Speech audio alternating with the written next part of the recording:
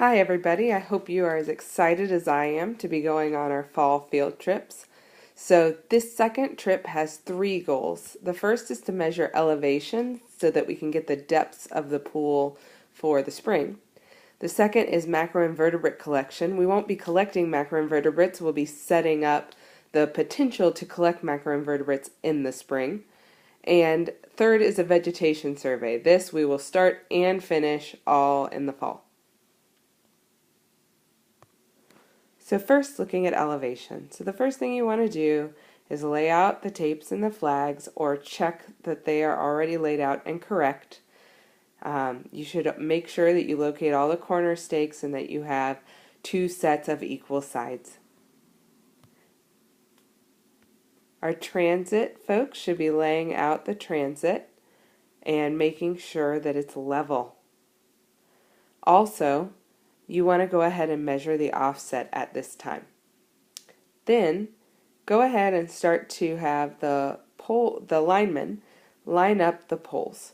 And as you finish measuring, it makes sense just to send the front of the line to the end of the line. And then slowly you can have people start to move into the next location, so that you're never blocking the line of sight from the transit to the pole that they're trying to measure. So slowly work your way away from the transit, using those linemen to keep you aligned all the time. Next, we're going to look at macroinvertebrate setup. So you've got to excuse my really bad drawings here. So this is an oyster bag. Really, it's just a plasticized mesh bag that we're going to stuff with leaves. So you're going to put those in the bag, but not too tight, because we want little critters to crawl in here and lay their eggs so that we can look at their larvae, which sounds really gross, but is actually really, really cool.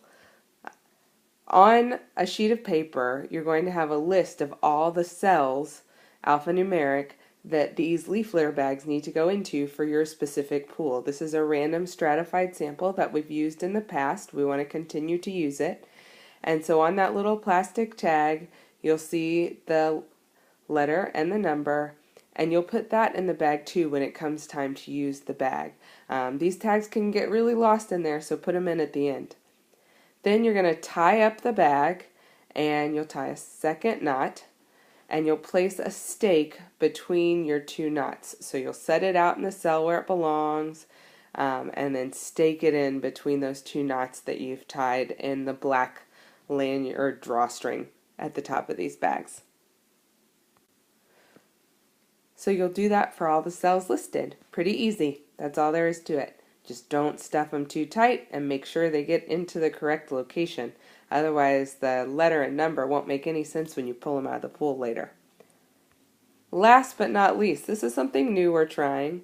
We're going to take the pool, so we've zoomed way out, so now the pool is here. And we're going to set up 50 meters north, east, south, and west. And along that 50 meters, we're going to have certain meters out and certain paces out to the left or the right, where we're going to tell you to go. And once you've gone to that location, you're going to stretch a string between two people on a diagonal, and then have two other people come and stand, and you're supposed to be making a square, and that square should be 2 meters on all sides.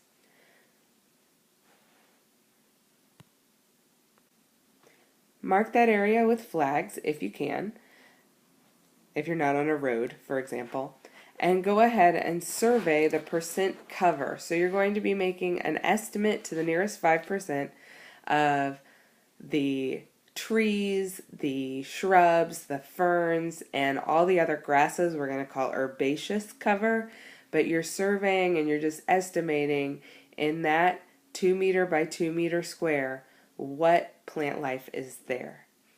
And you'll record that on the data sheet we provide you.